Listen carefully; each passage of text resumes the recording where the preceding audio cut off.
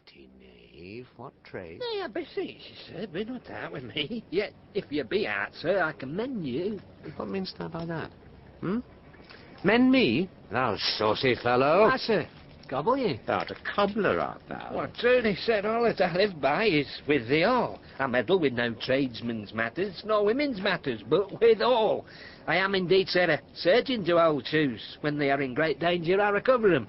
As proper men as ever trod upon neat's leather are gone upon my handiwork. But wherefore art not in thy shop today? Why dost thou lead these men about the streets? Only, sir, to wear out the shoes, to get myself into more work. But indeed, sir, we make holiday to see Caesar and rejoice in his triumph. Wherefore rejoice? What conquest brings he home? What tributaries follow him to Rome, to grace in captive bonds his chariot wheels? You blocks, you stones, you worse than senseless things. Oh, you hard hearts, you cruel men of Rome, knew you not Pompey? Many a time and oft have you climbed up to walls and battlements, to towers and windows, yea, to chimney tops, your infants in your arms, and there have sat the livelong day with patient expectation to see great Pompey pass the streets of Rome. And when you saw his chariot but appear, have you not made an universal shout? The Tiber trembled underneath her banks to hear the replication of your sounds made in her concave shores? And do you now put on your best attire? And do you now cull out a holiday? And do you now strew flowers in his way that comes in triumph over Pompey's blood? Oh! Begone. Run to your houses, fall upon your knees, pray to the gods to intermit the plague that needs must light on this ingratitude. Go, go, good countrymen, and for this fault assemble all the poor men of your sort. Draw them to Tiber banks and weep your tears into the channel till the lowest stream do kiss the most exalted shores of all.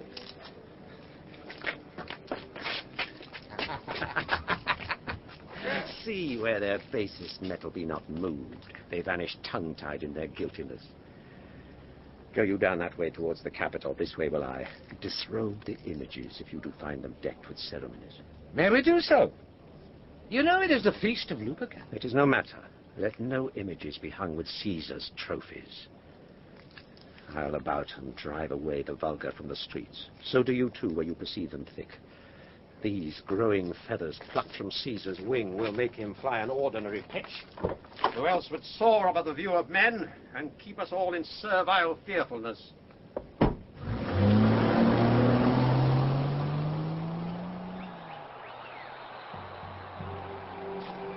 Calpurnia? Peace, ho, Caesar's fleet. Calpurnia, Here, my lord. stand you directly in Antonius' way when he doth run his course. Antonius? Caesar, my lord. Forget not in your speed, Antonius, to touch Calpurnia, for our elders say the barren touch it in this holy chase, shake off their sterile curse. I shall remember. When Caesar says do this, it is performed. Set on and leave no ceremony out. Caesar! Who calls? Let every noise be still. Peace yet again. Who is it in the press that calls on me? I hear a tongue shriller than all the music cries, Caesar! Speak, Caesar is turned to hear. Beware the Ides of March! What man is that? A soothsayer bids you beware the Ides of March. Set him before me, let me see his face. Fellow, come from the throng. Look upon Caesar. What sayest thou to me now? Speak once again. Beware the Ides of March. He is a dream. Let us leave him. Pass.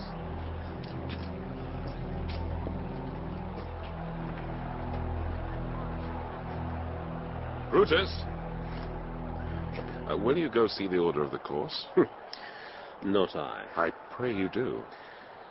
I am not gamesome. I do lack some part of that quick spirit that is in Antony. Let me not hinder, Cassius, your desires. I'll leave you. Brutus, I do observe you now late. I have not from your eyes that gentleness and show of love as I was wont to have. You bear too stubborn and too strange a hand over your friend that loves you. Cassius, be not deceived. If I have veiled my look, I turn the trouble of my countenance merely upon myself. Vexed I am of late with passions of some difference, conceptions only proper to myself, which give some soil, perhaps, to my behaviours. But let not, therefore, my good friends be grieved, among which number, Cassius, be you one. Nor construe any further my neglect than that poor Brutus, with himself at war, forgets the shows of love to other men. Then, Brutus, I have much mistook your passion, by means whereof this breast of mine hath buried thoughts of great value, worthy cogitations. Tell me, good Brutus, can you see your face? No, Cassius, for the eye sees not itself but by reflection, by some other thing. 'Tis just. And it is very much lamented, Brutus, that you have no such mirrors as will turn your hidden worthiness into your eye, that you might see your shadow. I have heard, where many of the best respect in Rome, except immortal Caesar, speaking of Brutus, and groaning underneath this age's yoke, have wished that noble Brutus had his eyes. Into what dangers would you lead me, Cassius, that you would have me seek into myself for that which is not in me? Therefore, good Brutus, be prepared to hear. And since you know you cannot see yourself so well as by reflection, I, your glass, will modestly discover to yourself that of yourself which you yet know not of. And be not jealous of me, gentle Brutus. Were I a common laugher, or did use to stale with ordinary oaths my love to every new protester, if you know that I do fawn on men and hug them hard, and after scandal them, or if you know that I profess myself in banqueting to all the rout, then hold me dangerous. What means this shouting? I do fear the people choose Caesar for their king. Do you fear it? Then must I think you will not have it so. I would not, Cassius. Yet I love him well. But wherefore do you hold me here so long? What is it you would impart to me? If it be aught toward the general good, set honor in one eye and death in the other, and I will look on both indifferently. For let the gods so speed me, as I love the name of honor more than I fear death. I know that virtue to be in you, Brutus, as well as I do know your outward favor. Well, honor is the subject of my story. I cannot tell what you and other men think of this life, but for my single self, I had as lief not be, as live to be in awe of such a thing as I myself. I was born free as Caesar, so were you. We both have fed as well, and we can both endure the winter's cold as well as he. For once, upon a raw and gusty day, the troubled Tiber chafing with her shores, Caesar said to me, "Darest thou, Cassius, now leap in with me into this angry flood, and swim to yonder point?" Upon the word, accoutred as I was, I plunged in and bade him follow. So indeed he did. The torrent roared, and we did buffet it with lusty sinews, throwing it aside and stemming it with hearts of controversy. But ere we could arrive the point proposed, Caesar cried, "Help me, Cassius, or I sink!" I, as Aeneas, our great ancestor, did from the flames of Troy upon his shoulder the old Anchises bear, so from the waves of Tiber did I, the tired Caesar. And this man is now become a god, and Cassius is a wretched creature, and must bend his body if Caesar carelessly but not on him.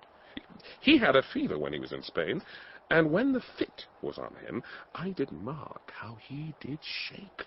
'Tis true, this god did shake. His coward lips did from their colour fly, and that same eye, whose bend doth awe the world, did lose his lustre. I did hear him groan. Aye, and that tongue of his that bade the Romans mark him and write his speeches in their books, alas, it cried, "Give me some drink, Titinius," as a sick girl. Ye gods, it doth amaze me, a man of such a feeble temper